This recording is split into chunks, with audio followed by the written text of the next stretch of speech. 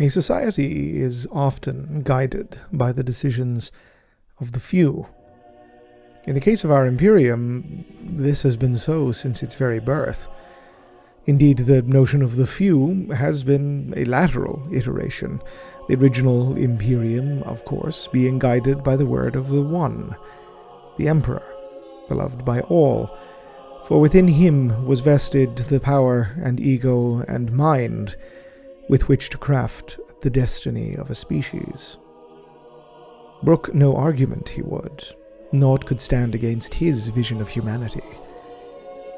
Naturally this drew opposition, and naturally such opposition was cast down. Destruction was the response to antagonism. The word of the Emperor was lex incarnate. Defiance drew death. This was ever known. None within the burgeoning Imperium of those early days could gainsay such. The vision of the Emperor was as total as it was true, and it was not under any circumstances to be resisted. Alongside the vision came the truth, and said truth was equally irrefutable. Such an inviolate regime required sundry tools to impose this will upon the populations it conquered.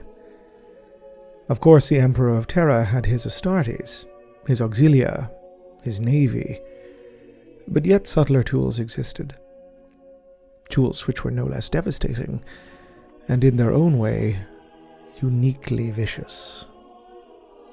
Know then, that this is a record of the Imperium's first secret police, the sinister Tallymen stalking the shadows of the Great Crusade, a record of the Order Elucidatum. The Imperial Truth was the name of the Emperor's guiding atheistic ideology. It was the paramount philosophy of his regime, from its birth on Terra during the Unification Wars, through the Great Crusade, to the glory of the growing Imperium, and even unto the fires of the Horus Heresy. It held that, ultimately, the universe was a rational place. There were no such things as gods, demons, or the supernatural. Anything that appeared to be the latter was simply an aspect of the universe science had yet to unlock and explain. Thus, it was no mere assertion that knowledge and learning is the way of things. It was a direct repudiation of the esoteric, the religious, the irrational. Principles beyond the known were not to be wondered at with anything akin to superstition. They were to be researched by those most intelligent and qualified, or to be dismissed as an aspect of reality to be investigated at a later date. Religion could not exist. Faith itself could not exist under the Emperor's truth, within his godless realm. In fact, these concepts were to be actively, and if necessary, violently destroyed. The Age of Strife, from whence the Imperium was emerging, had been a period of human history where the ability of the human mind to be cowed by systems of faith was recklessly and greedily exploited. Religions, cults, and sects beyond counting had risen and fallen and risen again as the anarchy beset humanity had torn itself to shreds. All of them promised answers, redemption, or simply power, with which to yoke the species to their chains. All who would prostrate themselves before whatever idol placed upon whatever pulpit could access such gifts. Old Night had been the age of the demagogue, of the prophet, so much so that we lost the ability to even record them all. The Imperial Truth was a direct response in many ways to this darkest of chapters in humanity's history. As the growing Imperium spread, the word of unity before it, it did so with the harshest repudiations of what it considered false religions. That is to say, all of them. The lies of the past were to be burnt upon fires taller than the cathedrals they had been raised to venerate. Believers unwilling to renounce their faith, clinging to their ignorance even as the light of the Emperor illuminated them, were wont to suffer the same fate. And it is true, the Imperial Truth broke the shackles of the priests. It sundered the dependence upon churches. It placed the fate of humanity solely in its own hands, or rather, the hands of the Emperor. It bound the species to the greatest human endeavor ever conceived: unity. Not just of Terra, but beyond. The stars themselves, for once the Emperor's unification wars had begun, humanity would surge forth into the galaxy once more, liberating those long-lost colonies from the yoke of not just the Xenos, or the mutant, but the shackles of faith itself. The foundation of the Imperial Truth was solid beyond doubt, and with it humanity achieved greatness. It did come at a cost. It is impossible to assess the number of humans who died owing to their devotion or enslavement to a particular religion or belief. Doubtlessly, the number runs into the hundreds of millions, nay, billions. Compliance, the formalized system by which a human world was taken into the imperial fold, stipulated complete adherence to the truth and a total renunciation of faith in all of its forms. Should this be resisted, well, then the skies of that planet were soon filled with the drop pods of the Legionnaires Astartes. Civilizations with direct lineage to old Earth, worlds that had been settled in the first great stellar exodus, those that had previously been humanity's torchbearers to the stars, were put to ash. While doubtlessly knowledge, history, and traditions of a myriad were lost in those days, the galaxy was routine in providing reminders of why the Imperial Truth and its renunciation of religion was not only justified, but perhaps painfully necessary. In the millennia of the Age of Strife, the occult was king, and even amongst ostensibly civilized human societies there did dwell cankerous beliefs and cults, the adherents to which were often violent, subversive, and uniquely dangerous in their dogmatic hatred of the Emperor's new philosophies. These fanatics were usually dealt with by the Astartes or the Auxilia. Violence begat violence, seemingly without end, but in such a contest, the Imperium was oft emerging the victor. For the rest of the populace, a softer hand would need to be dealt, and to this end, the Emperor sent to the galaxy his iterators. They were the most visible components of the vast civilian propaganda machine that the Imperium devised, but no simple demagogues were they. Rather, they were a hybrid of educator, philosopher, and rhetorician. Whether mendicant or embedded within the expeditionary fleets of the Great Crusade, iterators were an omnipresent aspect of those centuries, moving amongst populations both newly encountered and long compliant to strengthen the tenets of the truth and ensure greater cultural alignment with imperial ideals. Recruited from the quick-witted, educated, and most charismatic of imperial citizens, the iterators were the first bulwark against regression to the dark past, as well as the likely first point of contact between newly encountered civilization, at least those that did not see an Astartes on their view screens first. While in practice, iterators, acting as diplomats, did deliver fully compliant worlds into the Imperium through sheer acts of persuasion. There were many other instances where recalcitrant populations were simply at the whim of the tyrant or demagogue that ran their world. These fonts of pointless bombast and meaningless lies.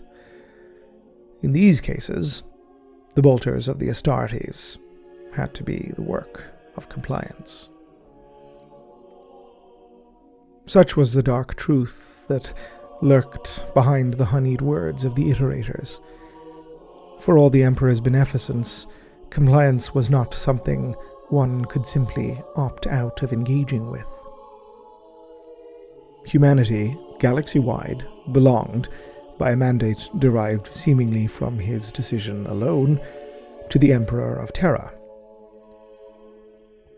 This right, one that in centuries past lesser men would claim was derived from the divine, was best promulgated by the teachings of the famed iterator Kirill Sinderman. We are right. They are wrong. Why? Not because we say so. Because we know so. We will not say, I am right and you are wrong, because we have bested them in combat. We must proclaim it because we know it is the responsible truth. We cannot, should not, will not promulgate that idea of any other reason than we know, without hesitation, without doubt, without prejudice, that it is the truth. And upon that truth we bestow our faith. They are wrong. Their culture was constructed upon lies. We have brought them the keen edge of truth and enlightened them. On that basis, and that basis alone, go from here and iterate our message. Such a philosophy brooks no challenges. It is absolutist to its core, and when presented with such a binary vision of reality, many a regime chose to resist the imperial juggernaut. All were, of course, cast into ruin by the boots of the Astartes. Compliance, again, was wholly mandatory, and this necessitated the removal of cultural practices and traditions that were themselves deemed non-compliant with the secular tenets of the Imperial Truth. There were, of course, exceptions. The Mechanicum of Mars was allowed to retain its inherently religious system of beliefs. Indeed, enshrining as they did the Emperor himself as their omnissiah, a messianic figure of divine revelation. Such a move was one born of the political exigencies of the age. At the time of the union of Terra and Mars, the Emperor lacked the military might with which to conquer Mars, and even if he had, he was unwilling to risk the accumulated knowledge and technology the Mechanicum possessed, a significant amount of which would be imperiled by any ground invasion of the Red Planet. Subsequently, however, there existed no major human polity with the might to actually stand against the Imperium, or negotiate on its own terms. The military machine that was the Great Crusade was simply too powerful, and it expanded its capabilities exponentially as more and more of the galaxy was brought within its thrall. The old Terran adage held true. Might made the right, that iterator Sinderman so confidently spoke of. The Martian Mechanicum, in partnership with Terra, kept their religiosity, in part due to their political power, and in part due to the decentralized nature of the Martian dogma. While the Imperium crafted in the centuries of the Great Crusade an essentially pyramidal hierarchy with the Emperor at its summit, the Mechanicum was ever a shifting web of feudal tributaries, allowing Forge Worlds to essentially decide their own position on Martian dogma. They were, in short, never a wholly united regime, and while the Mechanicum had its share of demagogues, so too did it have its fair share of dissenters. Relations with the wider Imperium were common but narrow.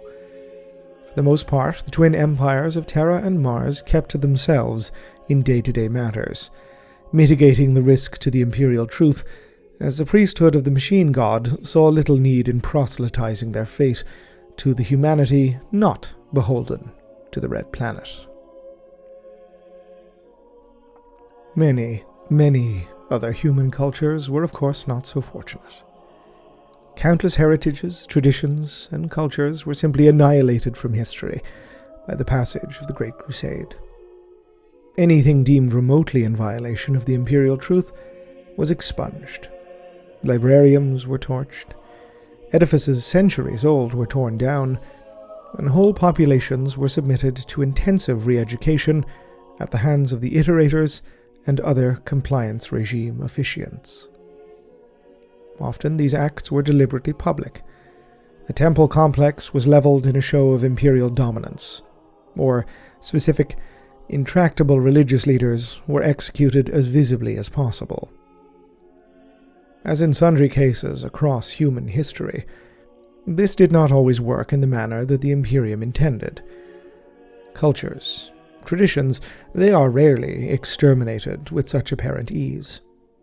A great many heritages of pre-imperial eras survived, but did so in understandably reduced or underground capacities.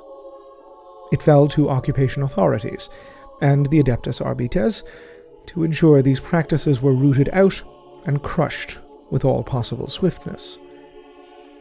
At the very least, they must be neutered to a degree that is reasonable, understanding that the cultural drift and hard work of the iterators would likely affect change within 1 to 3 generations, at a reasonable estimate.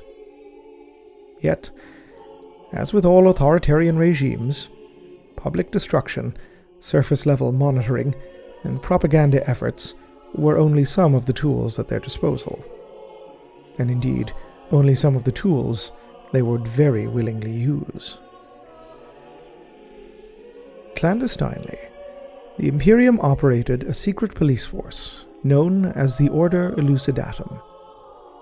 That we even know of their existence is thanks due to the discovery of a sealed underground archivum dubbed Azure Locus 101 Gamma Delta, breached during the course of the Siege of Terra, and formerly belonging to Malcador the Sigilite, the right hand of the Emperor, who, of course, perished during those final days of the Great Heresy.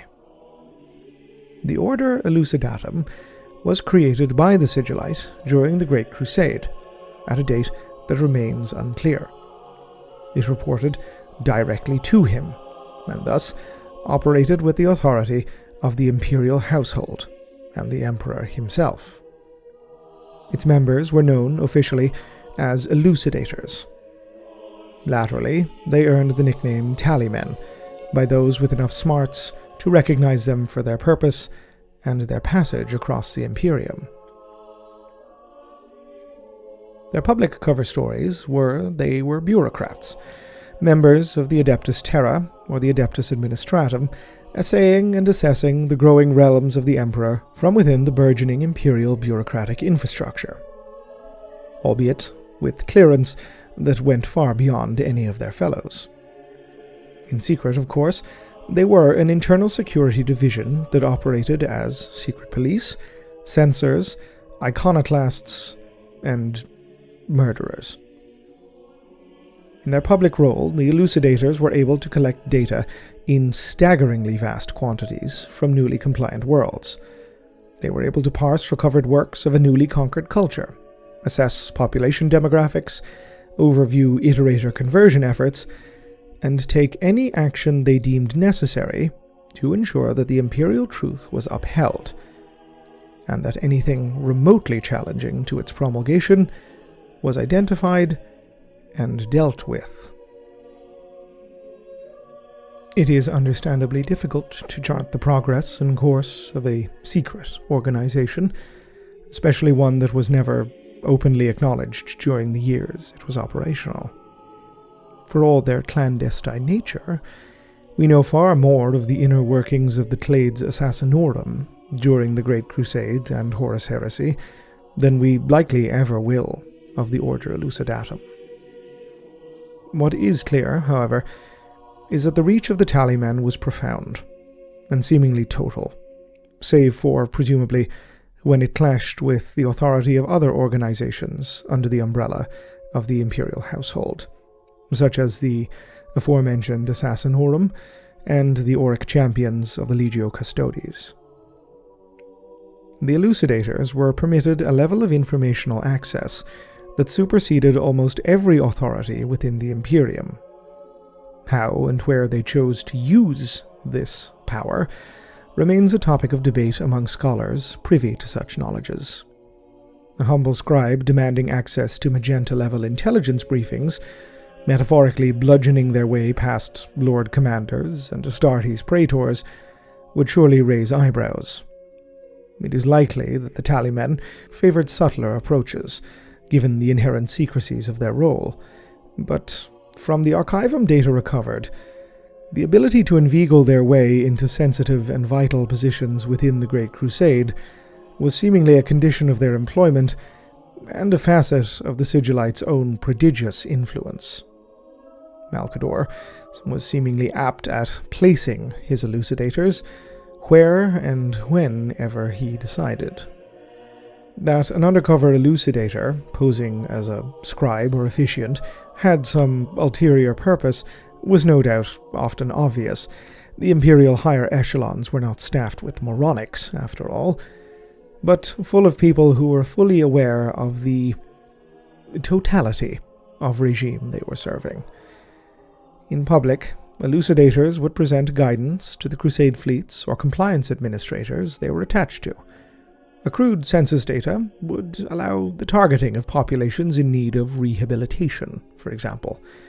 It could also access specific cultural tenets to better inform an iterator's appeal to the minds of the masses, invoking a popular legend, for example, and tying that to the assumption of imperial control. This even went as far as the assessment of overall cultural shock event risks, the potential for post-compliance recidivism based on data models crunched from tens of thousands of newly compliant worlds. In short, elucidators effected a pretense of speeding along the transition from old institutions into the open but iron hands of imperial authority. Of course, this beneficent purpose concealed yet darker ones. While all of the previously discussed roles could be considered standard day-to-day operations, acting as they did as a sort of diffused macro-scale imperial intelligence and social stability agency, the underlying purpose of the elucidators was the suppression, by means of extreme prejudice, of all faith and face-based social expressions. The tallymen operated under no formal jurisdiction. They were sanctioned to enact whatever means they saw fit by the Sigilite's office itself. They had carte blanche to use their best judgment to rectify situations they felt were out of alignment with imperial secularity, or a direct threat to it. Their clandestine history is one of blood, murder, and genocide, extreme acts taken under the highest of secrecies in order to eliminate occult sects, secret societies, and fanatical malefactors, or those their data modeling predicted would assume such roles in societies that began to deviate from the Imperial Truth. Effectively, predictive crime algorithmica were applied to populations across the Imperium that this elucidator or that deemed at risk. This extended to individuals in whom such societies vested quasi-spiritual roles. Shamans, witch doctors, healers, wise women, petty spiritualists. None were below the scrutiny of the elucidators, and given the span of their careers and the levels of intelligence modeling they undertook, they no doubt considered any judgments they made to be supremely well informed, based, of course, on the most solid of statistical projections. The existence of the Tallymen was not widely known, and certainly was actively discredited by their iterator counterparts. The need for them flew in the face of all Imperial propaganda's key messaging. To the common man, they did not exist. They could not exist. This was the Imperium. But they did exist. And their terrible actions were not only entirely state-sanctioned, but deemed necessary. The cost of the Imperial Truth's ascendancy, by the word of the Emperor himself. Though, as mentioned, their existence was never acknowledged, the hand of the Tallymen was felt across the Imperium throughout those years of crusade. They were superlatively skilled. The Sigilite had recruited them from the finest military organizations the Imperium had created. All were fully capable of not just calculated planning and strategizing, but also explosive and vicious violence. Elucidators were all highly trained warriors, and equipped with weaponry and technology likely reaching the sophistication and lethality of the assassin clades. They torched churches, often with the huddled, desperate petitioners cowering within.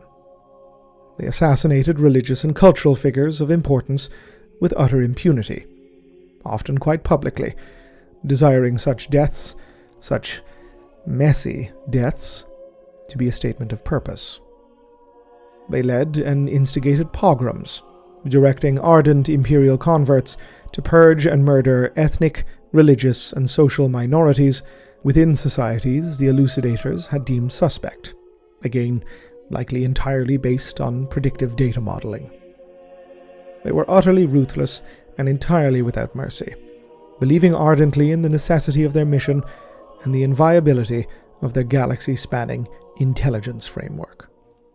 They were deeply learned in the secrets of sociology, anthropology, and theology, and implied it with an impunity born of bias confirmation. Such acts did not go unnoticed. Such acts could not go unnoticed, and they cannot help but be affixed to figures for whom no actual explanation can be given. The Tallymen became a sinister Chowdikar figure, especially as the Great Crusade expanded further from the galactic core and the first cults of emperor worship emerged. To the huddled sermons held within the vast bellies of imperial warships, the Tallyman was a figure of total terror, an infiltrator who would not hesitate to expunge a cult of the Lactitio Divinitatis with all possible haste and even greater malice. Elucidators were also sanctioned in the use of serotoxin, a nerve agent that could be dispersed among a population to purge the memories and recollections of, for example, immaterial incursion events, but could also be used to purge any form of mimetic tradition, or anything the elucidator dubbed a potential cognito hazard. This nerve agent, dubbed the Brain Destroyer by those aware of its existence, had the side effect of leaving the victims as barely more capable than servitors, able only to respond to basic autonomic instincts and the simplest of visual cues. With their actions, elucidators became synonymous with genocide and ethnic cleansing. Atrocities committed in the name of the Emperor, lest his Imperium be threatened from within its own borders. The fundamental tenets underpinning the actions of the Order Elucidatum were derived from the Imperial Truth's core conceit. Humanity could never be trusted in any capacity with knowledge of the warp and the entities that dwelled within it. The Order upheld the Imperial Truth's core purpose, to starve the greater intelligences of the Immaterium, that so-called dark pantheon of chaos, from worship, and thus the immaterial energy they so craved. The Chaos Gods have always been maliciously cunning in their ability to usurp the worship of humanity for their own purposes, drawing power from uncountable belief systems galaxy-wide across the entire span of human history. The Emperor, beloved by all, sought to starve them of power by imposing an atheistic regime. Humanity, believing in a rational universe, would no longer inadvertently feed monstrous eldritch intelligences lurking beyond the skyne of our brittle, terraqueous reality. Just as the Imperial Truth is emblematic of the Emperor's often blunt rationales, so too is the work of the Elucidators. The truth, as with compliance, was a binary state. There was either total obeisance or deviation, worthy of annihilation. Their clinical application of genocidal violence was the cost of the Emperor's great plan. Naturally, it has been speculated by scholars past, and often prematurely dead, that had humanity been trusted with the knowledge of the universe's hidden mysteries, that the deaths of millions of innocent human civilians could have been avoided. Others argue that to spread such knowledge would cause even worse calamities, as they take a dim view of our species' ability to be trusted with such mysteries, least of all of entities that actively promise individuals power in exchange for devotion. Should the activities and purpose of the Order Elucidatum strike one's acolytes as similar to another august body within our Imperium, then rest assured you are not alone. There are several treatises that attempt to establish a link between the Order and the modern Inquisition, formed as the latter was in the new imperial age that followed the Siege of Terra. The Elucidators can be seen as one of several of the Sigilite's early attempts at gathering individuals of an inquisitive mindset. They, after all, served alongside other irregular clandestine organizations at the direct behest of Malcador, namely the Chosen and the Knights Errant.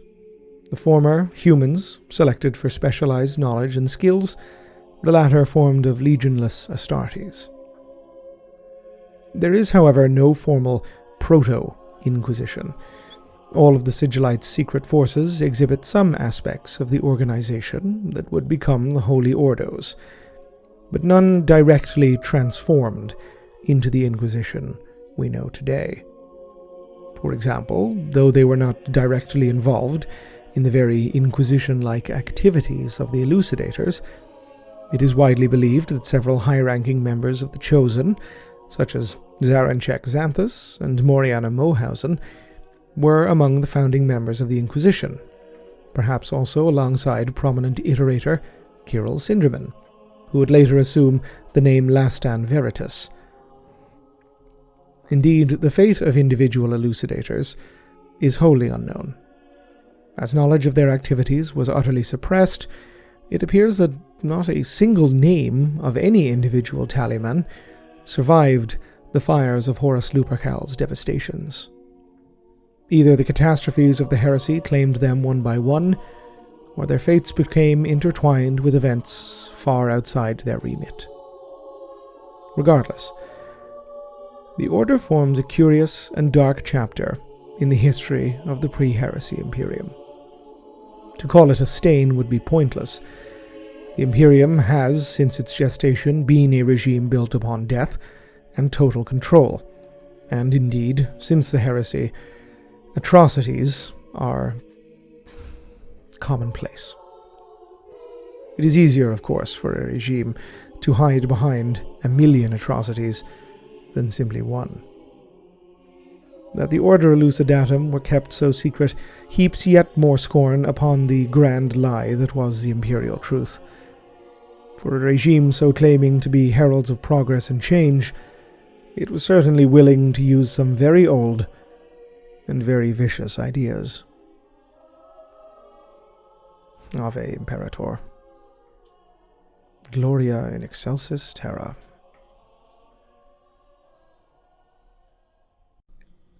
This video and this channel were made possible thanks to the very kind donations and support from my Patreon subscribers. If you'd like to help support the channel, head on over to patreon.com/Oculus Imperia. If you'd like to receive more updates about the channel and any future videos, you can contact me or follow me on Twitter at Oculus Imperia. Otherwise, please like, subscribe, comment, let me know your feedback, and as ever, thank you very much for watching.